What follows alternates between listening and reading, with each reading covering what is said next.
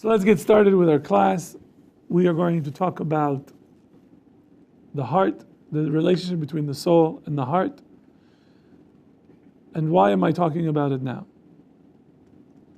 In Parshat Nitzavim, in our Parsha, there's a very, very interesting pasuk, a verse, that gives us a glimpse into the relationship between the heart and the soul, and also the relationship between the mind and the heart, and the mind and the soul.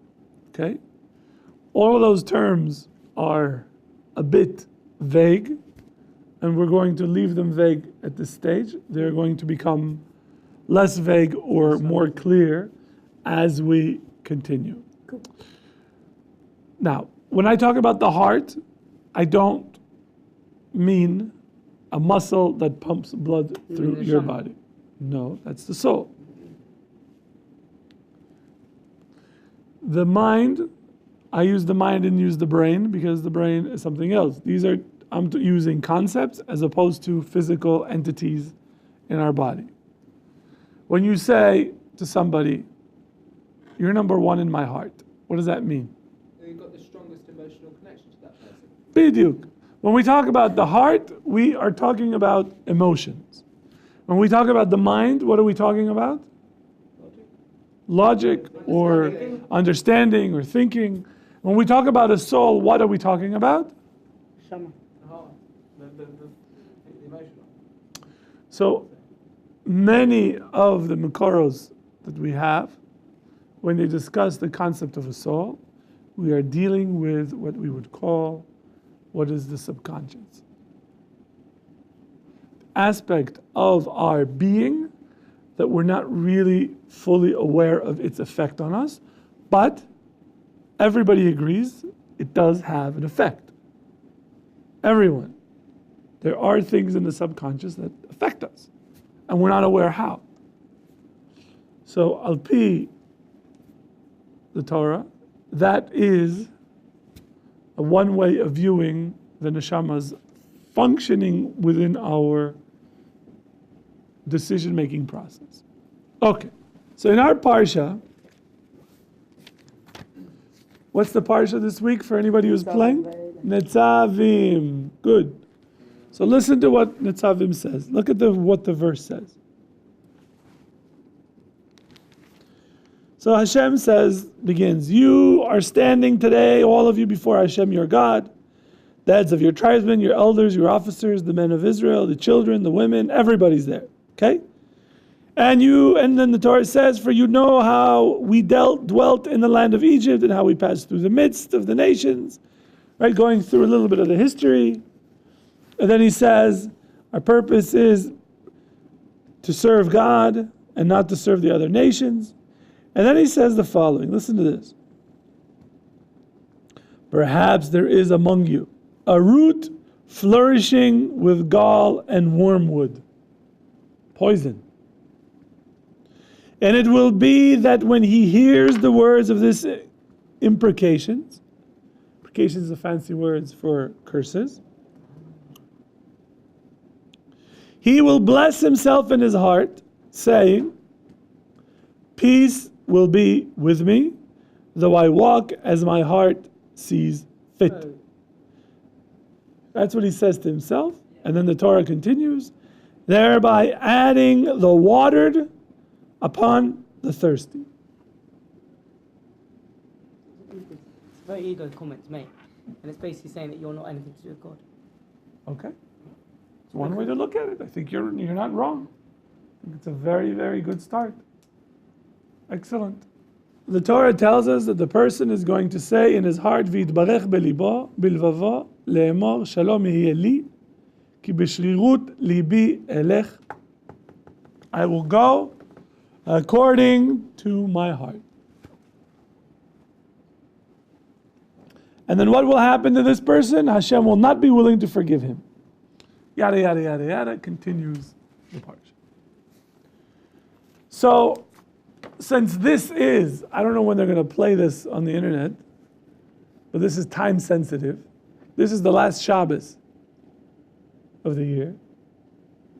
We are coming to Rosh Hashanah, which is Yom Adin.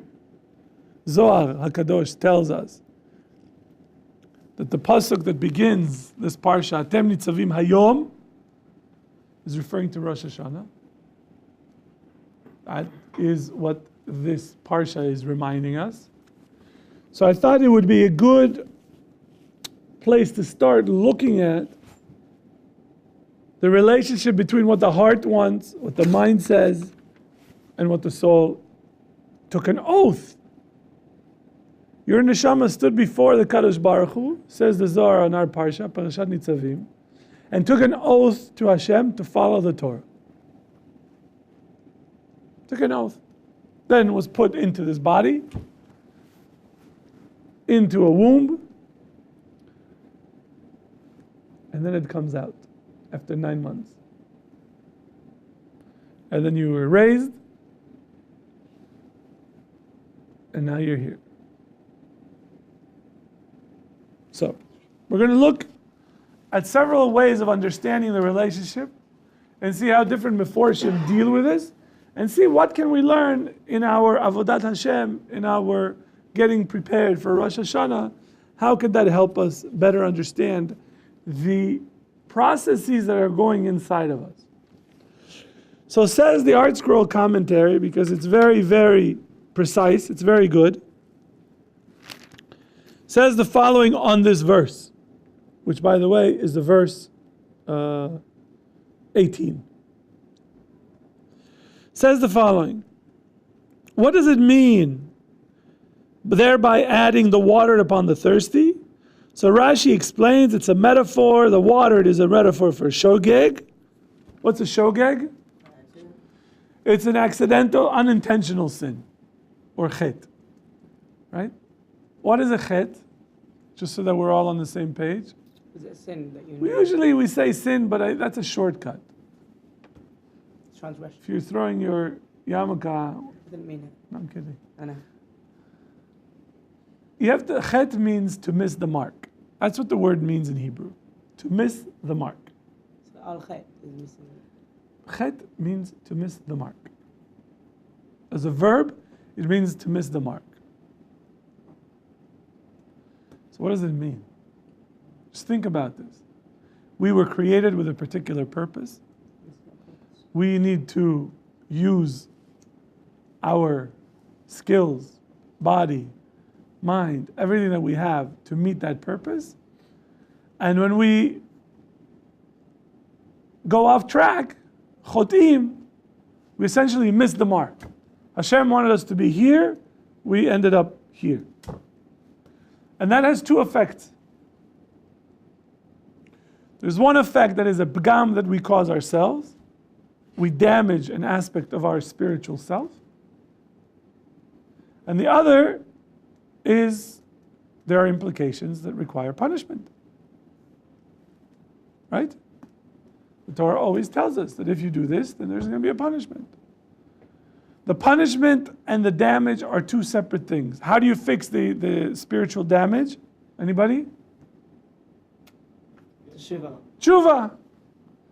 How do you fix the punishment? Teshuva. Sometimes yes, sometimes you have to have the punishment.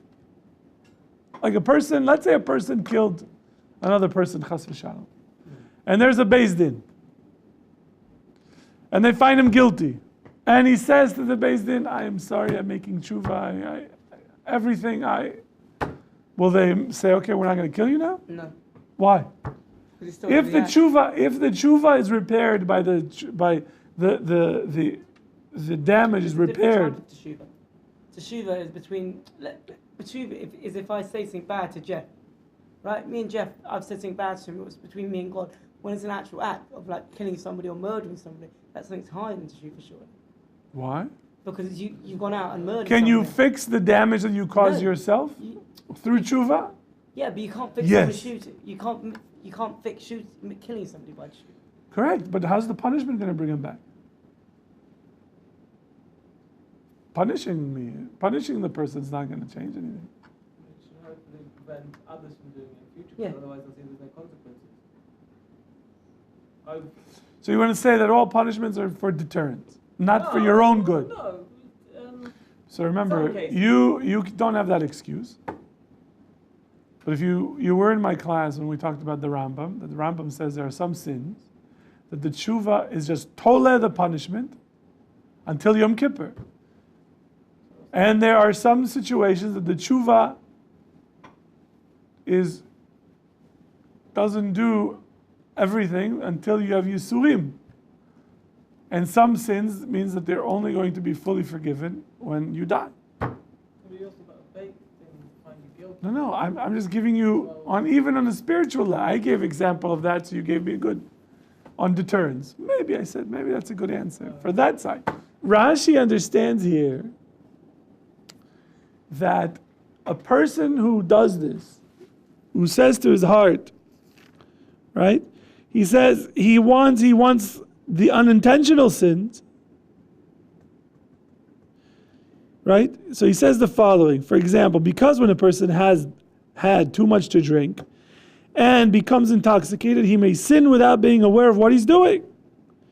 Thirsty means mazid, intentional, because a thirsty person is rational and seeks means to satisfying his craving.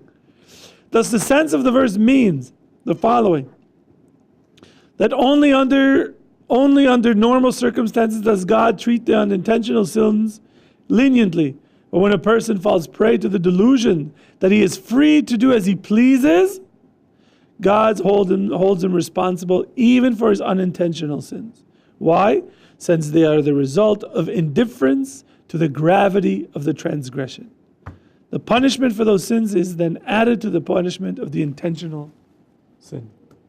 Do you understand what Rashi is saying here? Rashi is saying that a person that takes upon himself the responsibility for his action, he says, I will live according to however I want. At least we're saying that. So when a person says it, then what does Hashem say to him? The sins, the transgression that you did willingly, you took them on. But because you say you're going to live however you want, means that even the sins that you did by mistake, unintentionally, is still according to your will. Can a kid, let's say... Do you understand? Yeah. No, you didn't, because you had a question before I finished. Which means you didn't let what I said sink in. No, but you're basically saying that because you've basically taken it upon yourself to say this is my life and I'm fully acceptable of all the actions that I do. So that when you take fully, you also take responsibility for things you for do the- unintentionally. Yeah. But at the same time... What were things you do? Can you just go through that again? Yes. There are two types of transgressions. Yeah. Unintentional ones and intentional ones. Correct? The intentional ones is that you're doing in order to fulfill a desire that you have. For example, I'm thirsty, so I'm going to drink. And I'm doing it in order to fill a desire that I have. What is an unintentional? Oh, I didn't mean to do that. I wanted this. I didn't mean to do that. But what does the person who say, I will live according to how I want? You're taking God out of the picture. They're saying, no. They're saying the following. My actions are all based on my own desires. And hence, everything that happens, I'm fine with. If you want to live according to the Torah and you have unintentional sins, you don't pay for them. But if a person says, it's my life, I will live however I want, And he's saying, everything that I do, I'm taking upon myself. So Hashem, according to Rashi, says, no problem. Don't come crawling back to me. That's one shita. Okay? Now, let's learn. We're going to do them in order. Now let's do the Ibn Ezra. The Ibn Ezra says, actually I want to read to you the Siftei Chaim on Rashi here. What is the punishment for a person who follows the shita, the pathway of, I'm going to follow my own heart? So he says, why should a person be punished for something unintentional as if he did it willingly? Because he said this is my own life and I'm taking a fellow. But why? Why is that? The person who says, no, I didn't take on this, I only took these. Then it's not pick and mix. You take what you think. So listen to what this says. It appears that the shogeg also is based upon an intentional sin. The unintentional is based on a particular intention. What was the intention? To do whatever I want. Is an unintentional sin, for example, if you go to a restaurant and you go Intentional sin. Unintentional. You go to a restaurant and you see a girl there, she's a waiter, and by mistake, it comes to be that you maybe look at her. Is that an unintentional sin? No.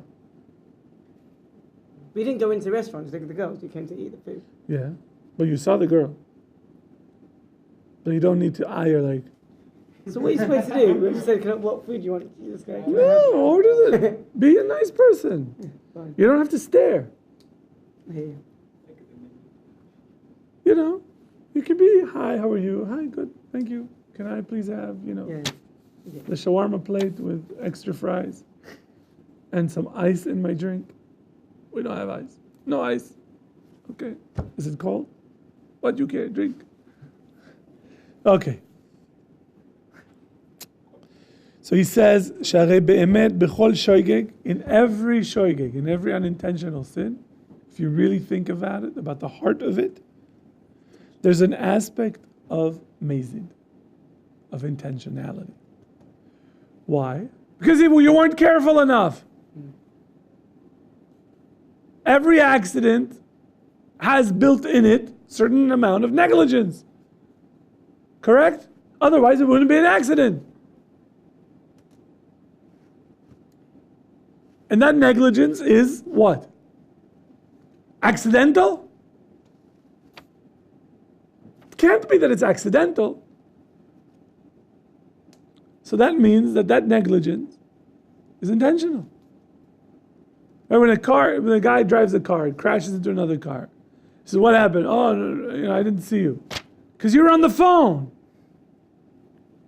So what was his intention? To be on the phone. Was he intending on hitting a car? No, but his intention was to take his eyes off the road. And you did it. So he says that's why even a shogeg requires atonement. But the level of pshia, the level of the transgression depends on each person. Why? Because if there's a person who truly is trying to get away from the transgressions and be a good person and try not to stumble, and still the Yetzer Hara attacked him, caught him off guard, like in your case, then it is not intentional. Yeah. He's not going in there like, oh, there's this waitress over there telling you we should go in there. And no, we don't want the grandma. No, we want to be in that table. We have that one. And she comes over and like, hi, how you doing? Good. How are you today? I fixed my eyebrows. Right. You get the picture. Good. So that's shogeg. But if the person is coming from a shita, he lives his life that it's my life and I will do whatever I want. What is the person saying? I don't care, man. I can't say I made an unintentional mistake. I'm in control of my actions. No, it's not that he's not controlling it. No. He is saying, my goal in life is not to be careful that I won't transgress. Okay. He's saying, I don't believe in this transgression.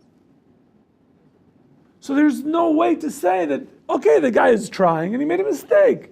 So forgive him. This guy is not even trying.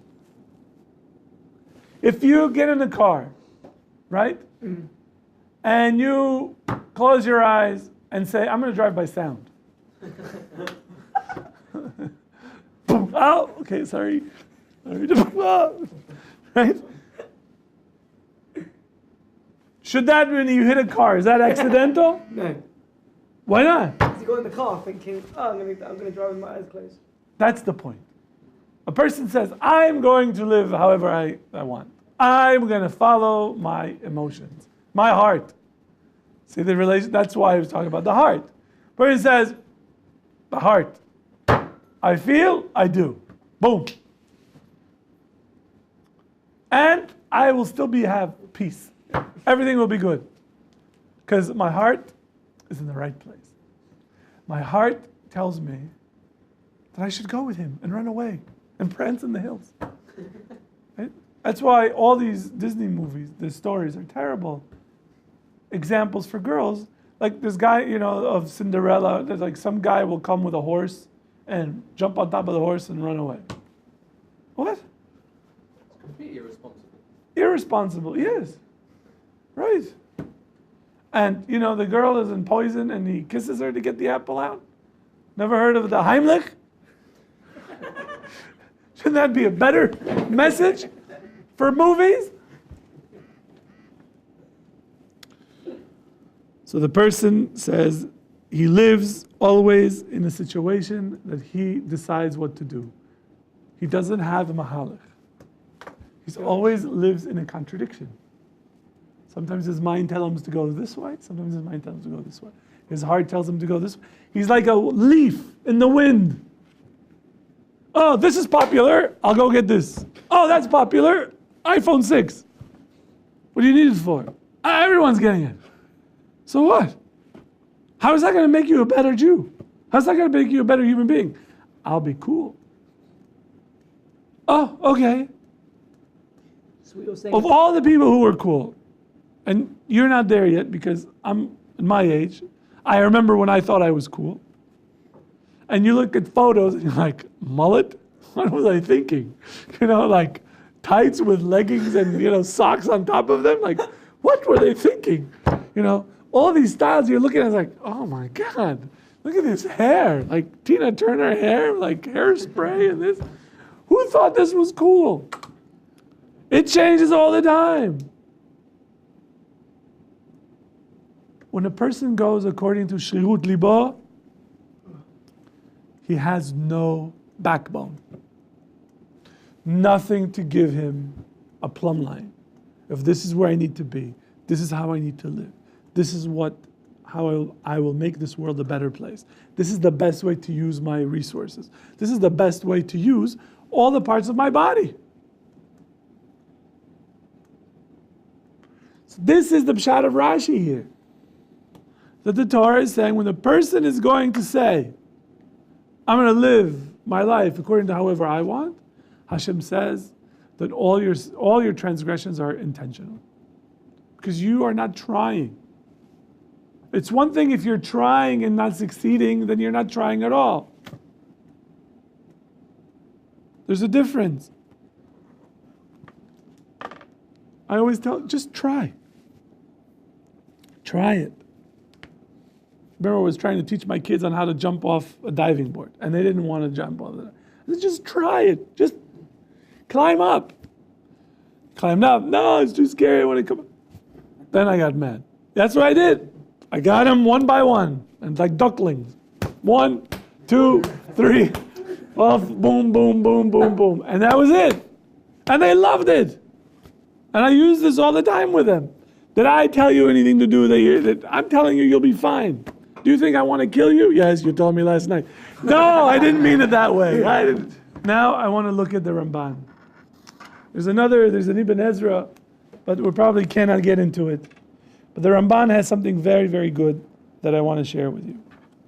The Ramban is also, if you want, as a refresher, you could look at the art scroll because they bring you the Ramban. The Ramban says that the verse is a warning that people should control their desires. They need to control their desires. Why? Because the desires will overcome them with lust.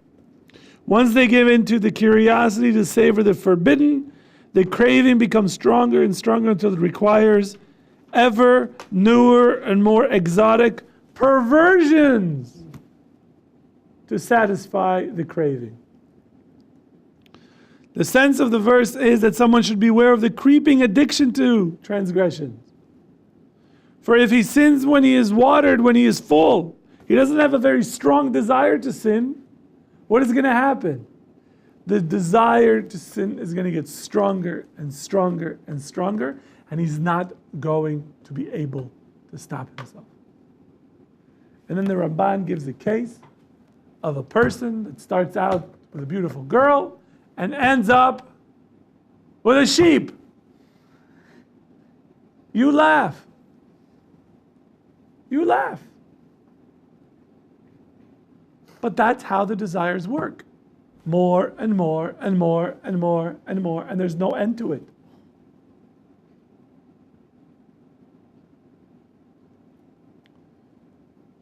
So you have a different shita of understanding of what the process is between the relationship between the heart and the soul, and between the mind. What will happen to the mind? In this case, the mind will be enslaved. The Meshech Chochmah talks about this. If you look on this pasuk in the Meshech Chochmah, the mind will become enslaved by the Yetzer, by your desires, by the heart, and will get the desires, whatever the desires want. The mind no longer works. It's very, very difficult to accept, but you have to understand, you can't trust your mind all the time. It's a tool that is used by your desires. It is, you could see it in Mesilat Yesharim. Rav Dessler talks about it in the first volume of Michtav Me'Eliyahu. Maybe one day we could learn how to calibrate the intellect. There's a process by which we can find out how much, to what extent our intellect cannot be trusted. Because it works on the desires. And think about it.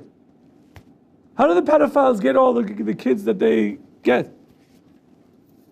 Luck? How do they come up with, I'm looking for this cute little puppy, can you please help me? How do they come up with that? Where does that come from? The mind. The desires can take over everything. Over everything.